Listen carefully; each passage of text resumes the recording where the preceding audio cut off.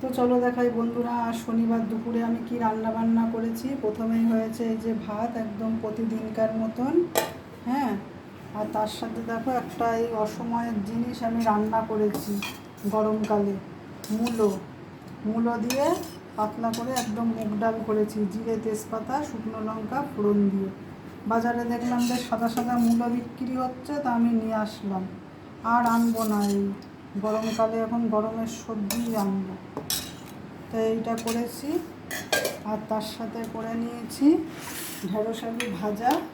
এই যে ঢেঁড়স আলু ভাজা হয়েছে। সময়ের জিনিস সময়তে খাওয়াই ভালো, অসময়ের জিনিস না খাওয়াই ভালো। আর করেছি এই যে আলু দিয়ে, পটল দিয়ে আর পনির দিয়ে পোস্ত করেছি। এটা দেখো তো কেমন হয়েছে। এটা হালকা করে পোস্ত করেছি, গরমের মধ্যে একটু পোস্তটা থাকলে ভালো লাগে। আর যেহেতু আজকে নিরামিষ দিনে পোস্তটা হলে ভালোই হয়। আর আছে এই যে শসা আর লেবু কেটে নিয়েছি। এটা আর একটা জিনিস করেছি, এটা আমার বরের অফিসের একজন মুসলিম কলিগ দিয়েছিল, ওই যে লাচ্চা সেমাই।